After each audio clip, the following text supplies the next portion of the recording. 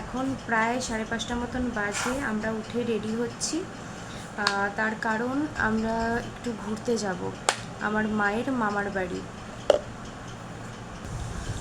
তো কোনো makeup take up কিছু করছি না, তার কারণ ভীষণ অয়েলি স্কিন, আর এত সকালবেলা মেকআপ করার মতন আমার সময়ও থাকে না। জাস্ট ফেস ওয়াশটা আমি ইউজ করছি, মানে ফেস ওয়াশ শুধু মাখছি, দ্যাটস ইট, আর একটা ক্রিম, তার বাইরে আর কিচ্ছু না। তো সব লাগেজ সব কিছু প্যাকিং হয়ে গেছে, এবারে জাস্ট বেরোবো, আর মেবি উইদিন 15 মিনিটস। অলরেডি আমি ভেবেছিলাম 5টার সময় বা 5:30টার সময় বেরিয়ে যাব, কিন্তু এখানেই 5:30 বেজে গেছে। মানে আমার প্ল্যানের তো এমনি 12টা বেজে গেছে। তো মা বাবাও রেডি হচ্ছে আর আমিও রেডি হচ্ছি, তো উইদিন 15 মিনিটস আমরা বেরিয়ে যাব। তো ব্লগটা উইদাউট স্কিপ করে আপনারা দেখতে থাকুন, আশা করি আজকের ব্লগটা আপনাদের খুবই ভালো লাগবে। তো যেহেতু চড়কের মেলা, মানে নীলের জন্য যে চড়কের মেলা হচ্ছে না, সেই উপলক্ষেই আমি যাচ্ছি চড়কের মেলাতে। তো তাও একটা যে মেন আসল যে মানে জিনিসগুলো, সেগুলো আমি মিস করেছি, তার কারণ সেগুলো আজকে ভোরবেলা হওয়ার কথা ছিল, রিচুয়ালসগুলো।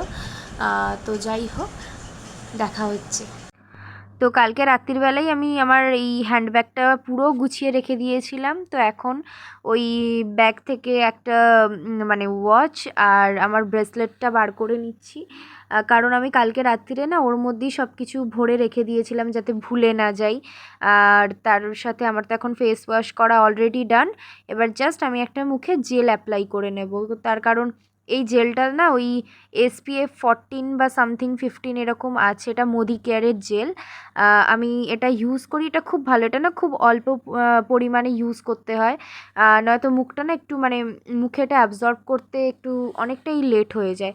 আমি একদম অল্প পরিমাণে ইউজ করি যেহেতু অয়েলি স্কিন, আর জাস্ট ওই অ্যাজ আ ময়শ্চারাইজার হিসেবেই আমি ওই জেলটাই অ্যাপ্লাই করলাম। তার কারণ একে তো গরম, আর এর মধ্যে আমি যদি মেকআপ কিছু অ্যাপ্লাই করি মুখে, ঘেমে পুরো মেকআপগুলো গলে গলে পড়ে যাবে, আর মুখটা না একটা সাদা সাদা বিদঘুটে দেখতে লাগবে। তাই জন্য আমি আর সকালবেলা কোনো কিছুই মেকআপ টেকআপ করা প্রেফার করিনি, ওই জাস্ট হালকা করে লিপস্টিক, দ্যাটস ইট।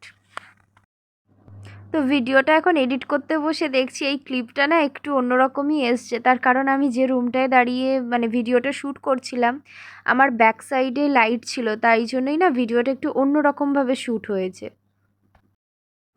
তো যাই হোক, আমরা এই যে সবাই বেরিয়ে পড়েছি একসাথে। তো আমাদের বাড়ি থেকে প্রথমে যেতে লাগবে হাওড়া, তারপর হাওড়া থেকে আর একটা বাস লাগবে। তো সকাল সকাল আমরা মানে ঠিকই টাইমে বেরিয়েছি, কিন্তু আমাদের বাড়ির সামনে থেকে যে বাসটা হাওড়া যায়, সেইটা না ভোটের কারণে হয়তো কম চলছিল বা সামহাউ আমরা 1 ঘন্টার মতন দাঁড়িয়েছিলাম, বাসটা পাইনি। আমরা প্রায় 6:15-20 দিকে বেরিয়ে পড়েছিলাম। তো 7টা যেহেতু বেজে গেছে আর আমাদের লেট হয়ে যাচ্ছে বলে আমরা অন্য গাড়ি ধরে আমরা হাওড়া গেছি। তো আমাদের বাড়ি থেকে এমনি যেতে লাগে 1 ঘন্টা কি ওই 40 মিনিট এরকম, মানে 40-45 মিনিট এরম লাগে, যদি ওই বাসটা পাওয়া যেত যেটা আমাদের বাড়ির সামনে থেকে টানা যায়। কিন্তু সামহাউ যাই হোক, ওটা তো আর চলছে না বা পাওয়া যাচ্ছে না, অন্য কোনো কারণ থাকতে পারে। তো যাই হোক, তো আমরা এই যে হাওড়া থেকে যে বাসটায় আমাদের যাওয়ার কথা ছিল মামার বাড়ির উদ্দেশ্যে, মানে মায়ের মামার বাড়ি, তো সেই বাসটাতে আমরা উঠে পড়েছি। তো আমার মায়ের মামার বাড়িটা হচ্ছে সেই উদয়নারায়ণপুরের ওই সাইডে, মানে হাওড়া আমতা উদয়নারায়ণপুর আছে, তো ওই দিকেই।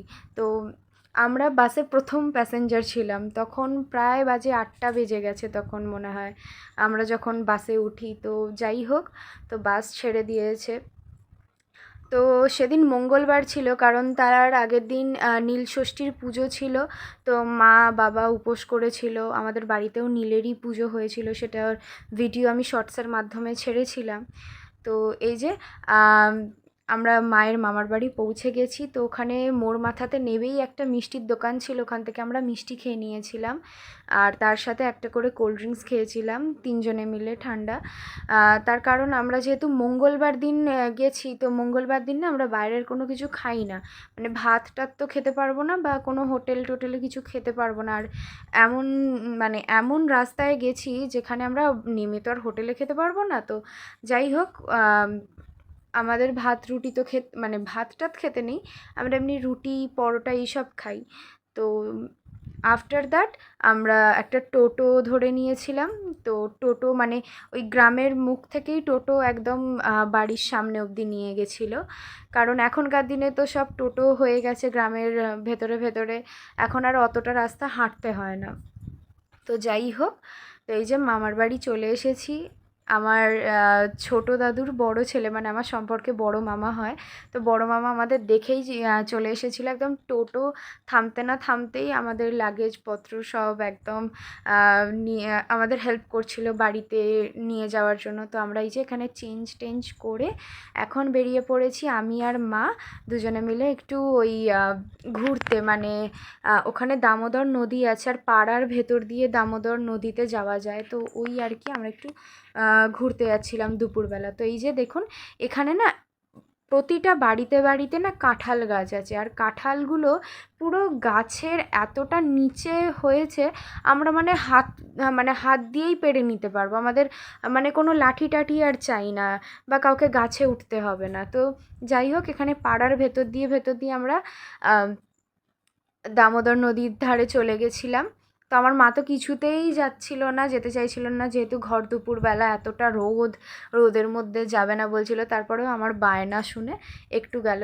তো এই যে এই রাস্তাটায় যে আমরা দাঁড়িয়ে আছি আপাতত, এই রাস্তাটা না 10 বছর আগে যখন গেছিলাম পুরোটা মাটি ছিল, মানে মাটি না, সরি, বালি ছিল। তো আর 10 বছর পরে এসেছি এখন, তো দেখছি পুরো পাকা রাস্তা হয়ে গেছে।